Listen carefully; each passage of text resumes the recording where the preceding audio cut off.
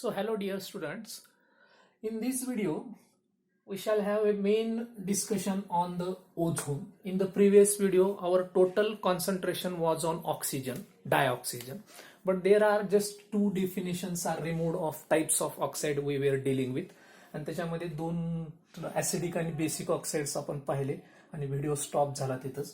तर तिसरा जो आहे that is amphoteric oxide, the oxide which react with acid as well as base. समजा मी एक हा ऑक्साइड घ्यायला, बघा आता this oxide reacting with acid, हे बघा हा ऍसिड बरोबर सुद्धा रिएक्ट व्हायला, and this oxide same oxide Al2O3 it is also reacting with base. It is also reacting with base. Now this is giving, see, Al H2O6 3 plus 6Cl minus. There are 2 Al, therefore I am balancing the reaction. So this is hexaquo, 6 water molecule, hexaquo aluminium ion plus 6Cl minus, and this oxide, same oxide Al2O3 aluminium oxide, it is also reacting with base, वर acid बरोबर इथं base बरोबर. Now it is giving 2Na3 AlOH taken for 6 times. So this is the compound 2Al 6OH 2Na3 and H2. Okay, so this is the compound sodium hexahydroxoaluminate. Sodium hexahydroxoaluminate.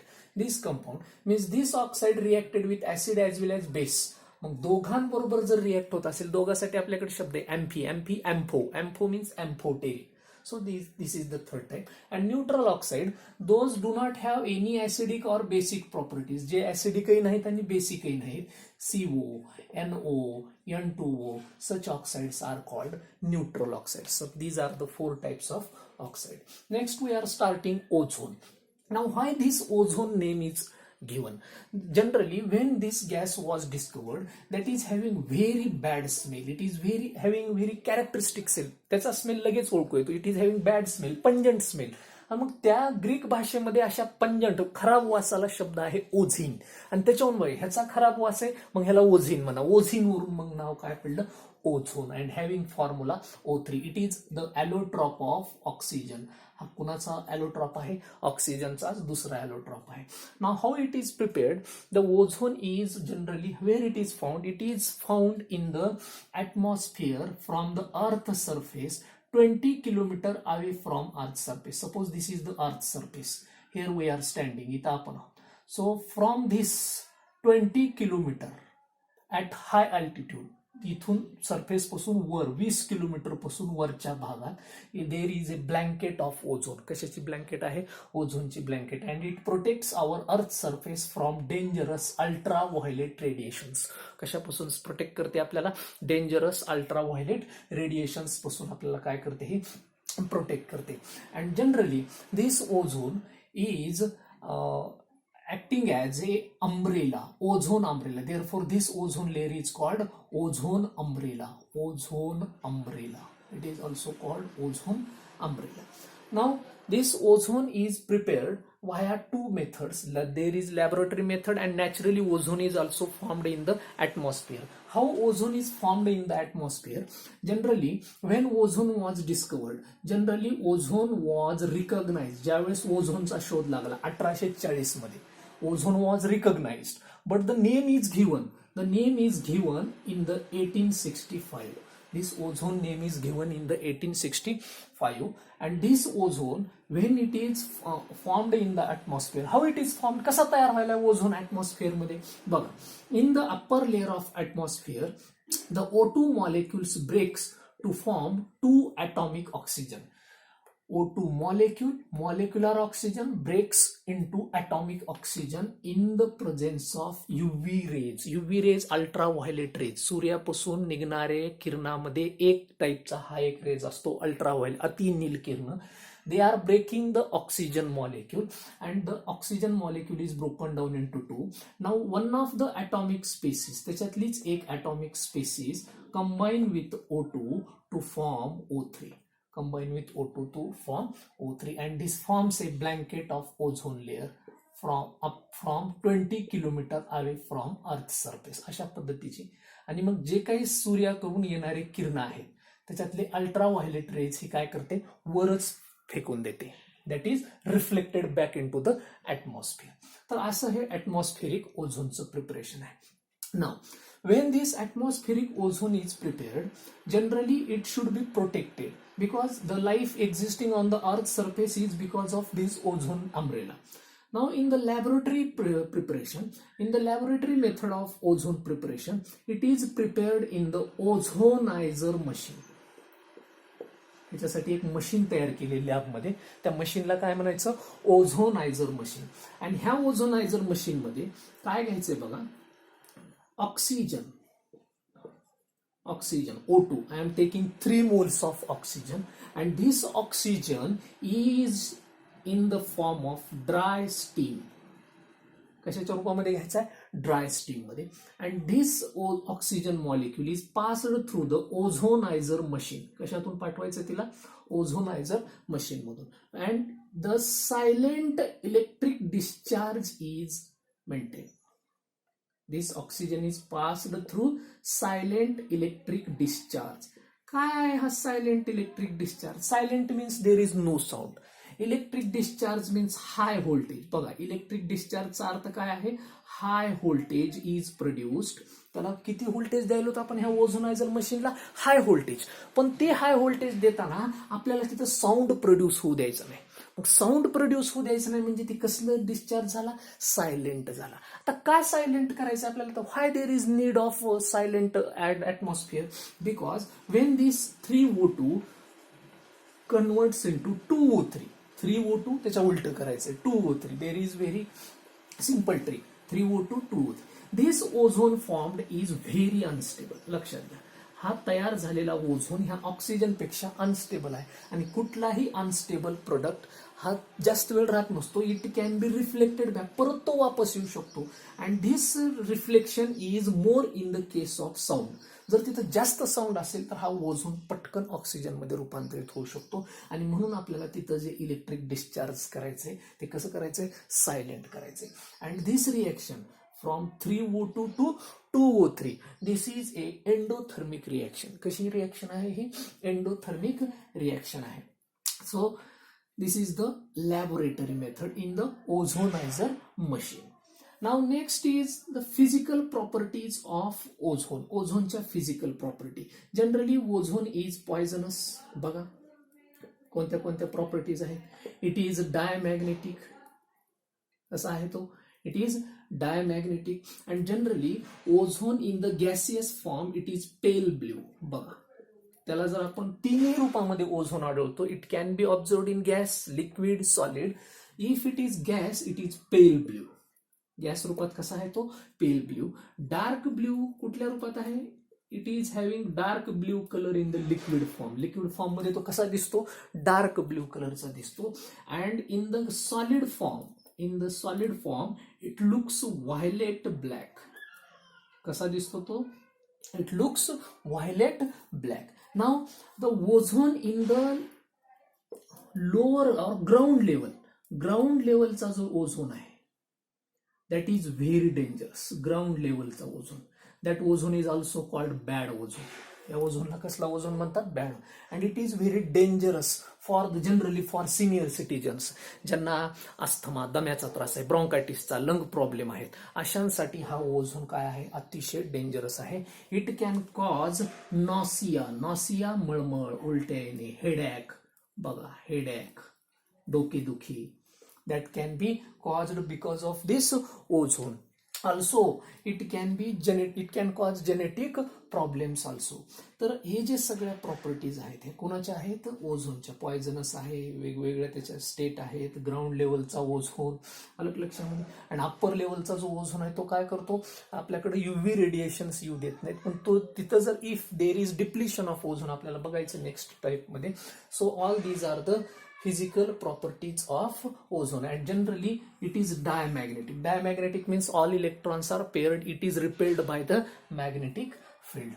Next आहेत chemical properties of ozone. Generally ozone shows 3 different properties: oxidising property, bleaching property and reducing property. Oxidising agent म्हणजे generally काय आहे बघा, ओझोनने आताच म्हटलं मी, it is unstable and it readily breaks into O2 and O, and this given this O is oxidising other. तो दुसऱ्यामध्ये हा ऑक्सिजन जाऊन बसायला, म्हणजे दुसऱ्याचं काय व्हायला, ऑक्सिडेशन व्हायला. दुसऱ्याचं ऑक्सिडेशन करणारा कोणता एजंट असतो, oxidising property.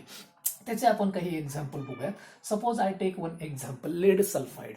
This lead sulphide when combine with ozone, I am taking here 4 moles of ozone.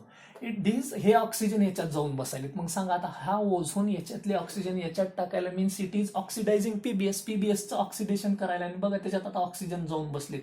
It is forming PbSO4 lead sulphate plus remained 4O2. 4O3 चं रूपांतर 4O2 मध्ये. Oxygen is liberated. If we take the different example, the ozone also oxidize various types of other compounds also. If we take the potassium iodide, see this potassium I am taking 2Ki when it is reacted with water in presence of ozone. इथं परत मी बघा potassium iodide ची reaction करायला. Now it is forming 2KOH, 2K 2H 2O. 2O कुठला, इथला एक O आणि इथला एक O, OO 2O 2K 2H. राहिलं काय, 2I, I2 gas is removed, I2 and then remaining O2. See, all these are the oxidizing property. तो दुसऱ्याचं काय करतो, ऑक्सिडेशन करतो. नेक्स्ट कोणती आहे, there is also another oxidising property. जर बघायची आपल्याला खाली बघायचीच आहे, पण तरी इथं सांगतो मी. The NO gas. This NO gas is liberated from the exhaust of the supersonic jet aeroplanes. जे उंचावर उडणारे जे एरोप्लेन्स विमान असतात त्याच्या एक्झॉस्ट मधून, त्याच्या बाहेर पडणाऱ्या धुरामध्ये काय असतो, NO गॅस असतो. And this NO gas reacts with ozone. तिथे असलेल्या त्या एरोप्लेन मधून निघणाऱ्या एक्झॉस्ट गॅस मधून जो निघणारा NO आहे तो त्याच बाजूला असलेल्या कुणाबरोबर, it reacts with ozone umbrella. तिथल्या असलेल्या ओझोन अम्ब्रेलातल्या ओझोन बरोबर रिएक्ट होतो and it forms NO2 gas. परत हा गॅस आहे आणि फॉर्मेशन ऑफ O2. बघा मग सांगा, हा NO गॅस जो विमानाच्या प्रदूषणामधून निघायलाय तो ओझोनचं काय करायला, हळूहळू ओझोन मॉलिक्यूल कमी व्हायलेत, कारण त्याच्यातल्या n number of NO molecules reacting with n number of ozone molecule and there is the depletion of ozone. Ozone काय व्हायलाय, डिप्लीट व्हायलाय, आणि म्हणून हळूहळू तिथं त्या डिप्लीट झालेला ओझोन नंतर कशात रूपांतरित होय, ऑक्सिजन. पण oxygen is not needed at the higher atmosphere level. आपल्याला तिथं ओझोनची गरज आहे, तो आपले UV रेज पासून प्रोटेक्शन करतो. पण हे जे पोल्युटेड NO आहे तो NO2 मध्ये रूपांतरित व्हायला आणि ओझोनला हळूहळू काय करायला, कमी करायला. ह्याची रिएक्शन तिथल्या ओझोन बरोबर व्हायल्यामुळे ओझोनला मोठे मोठे होल्स पडायला लागलेले. So this is also the oxidising property of ozone. Next आहे ब्लिचिंग प्रॉपर्टी. ब्लिचिंग म्हणजे एखाद्याला स्वच्छ करणे. स्वच्छ करणे दुसऱ्या भाषेमध्ये एखाद्याच्या कलर्ड इम्प्युरिटीज काढून टाकणे, कलरला कलरलेस करणे, त्याला सुद्धा ब्लिचिंग म्हणतात. स्वच्छ करणे त्याला सुद्धा ब्लिचिंग म्हणतात.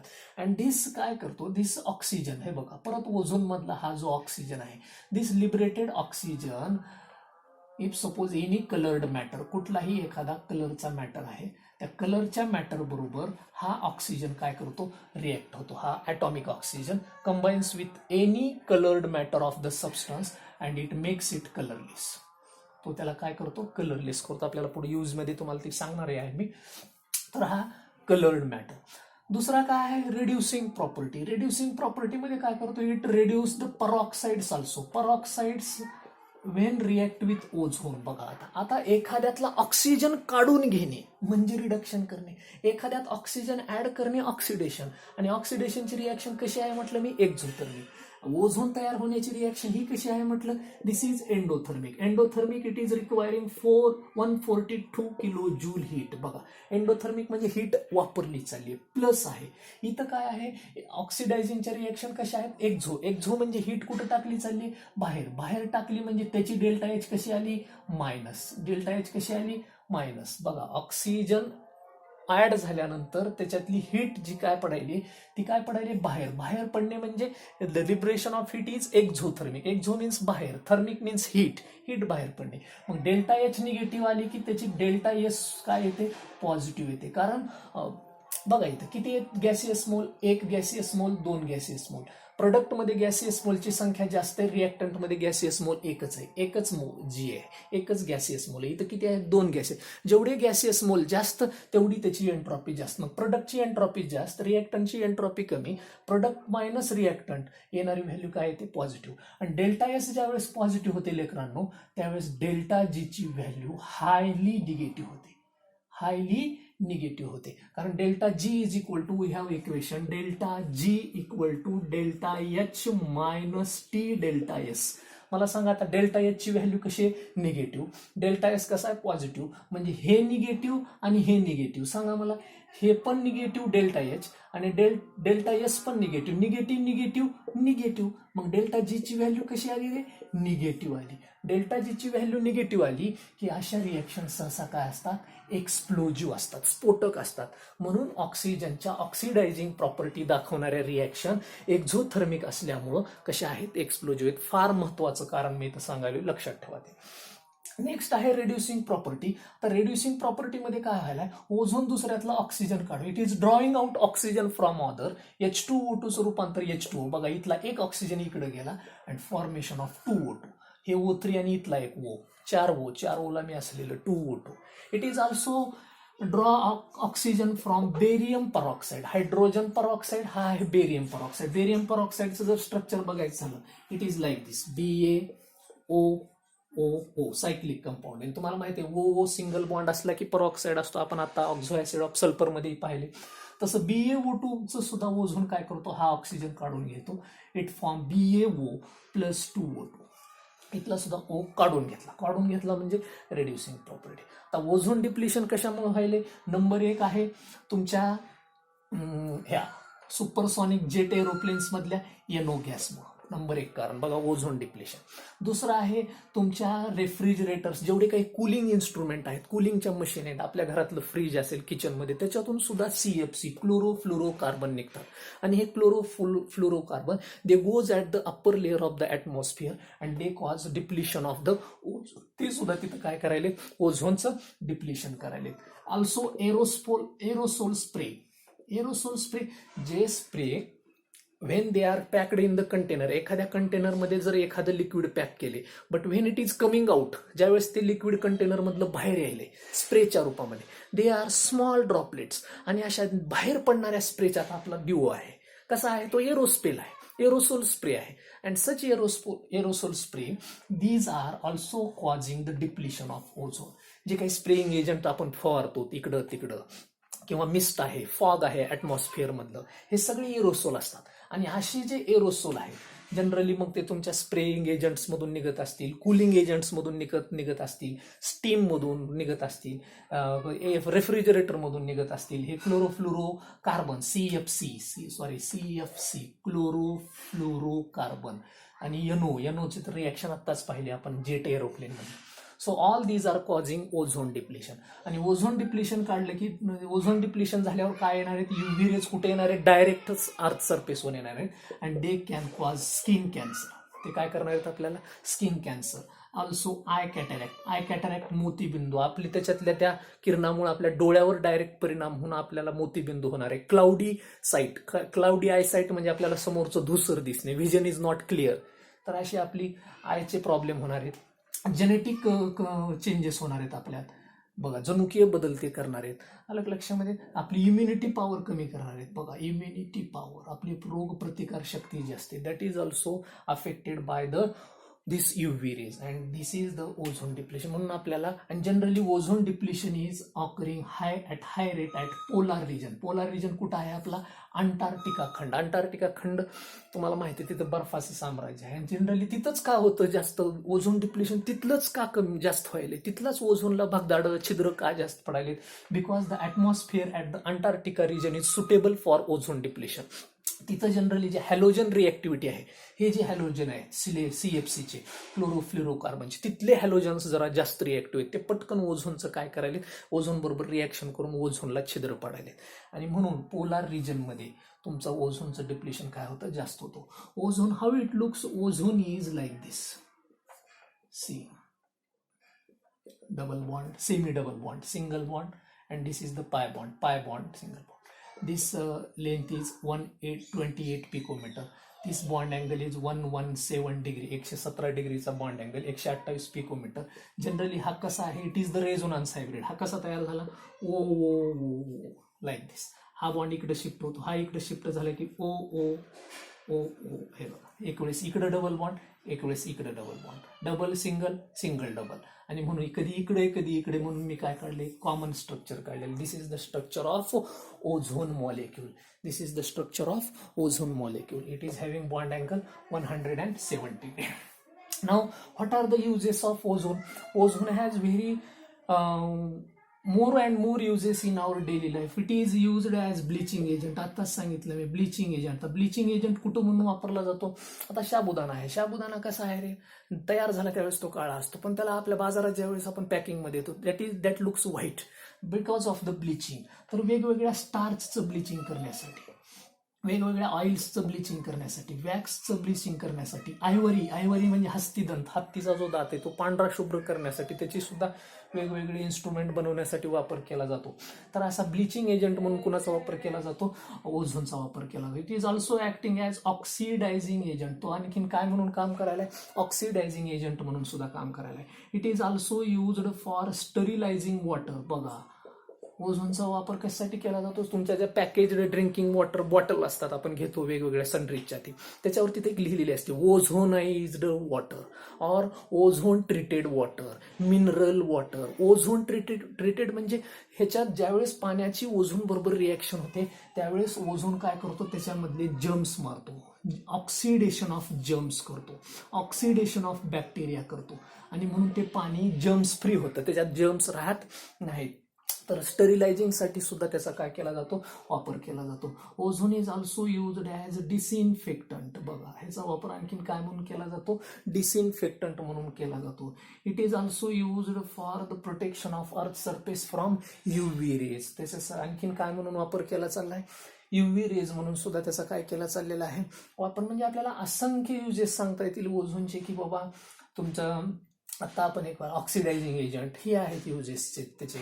कलर्ड इम्प्युरिटी म्हणजे ब्लिचिंग एजंट, स्टरिलायझिंगसाठी पाण्याला, even for the clearing of the air. आता तुम्ही सिनेमा हॉलमध्ये जातात, तुम्ही एवढे 300-400 लोक सिनेमा हॉलमध्ये असतात तरी सुद्धा आपल्याला फ्रेश वाटतं. कशामुळं, because ozone is capturing, it is purifying the air. Ozone काय करतो, तिथल्या सिनेमा हॉलमधली एअर काय करतो, प्युरिफाय करतो. So it is also acting as air purifier in the cinema halls. Also tunnels, जे बोगदे असतात, बोगद्यामध्ये सुद्धा लांब लांबचे बोगदे, 8-8, 10-10 किलोमीटर, 5 किलोमीटरचे बोगदे, त्या बोगद्यामध्ये सुद्धा ओझोन सोडलेला असतो. कारण ओझोन त्याच्यातल्या एअरचं काय करतो, प्युरिफिकेशन करतो, सफोकेशन होऊ देत नाही. Also ozone is used for the preparation of camphor, synthetic camphor म्हणजे कापूर तयार करण्यासाठी सुद्धा ओझोनचा वापर केला जातो. It is also used for the preparation of KMnO4, potassium permanganate. तर पोटॅशियम परमॅंगनेट तयार करण्यासाठी सुद्धा कोणाचा वापर केला जातो, ओझोनचा वापर केला जातो. So all these are the different, we can say different uses of ozone. वॅक्सच्या ब्लिचिंगसाठी, स्टार्च, फ्लोअर्स, पिठाला पांढरं शुभ्र बनवण्यासाठी, मैदा पांढरा करण्यासाठी, असे अनेक उपयोग आपल्याला कोणाचे सांगता येतात, ओझोनचे सांगता येतात. So this is the end of the ozone, their properties, preparation, everything. Thank you guys.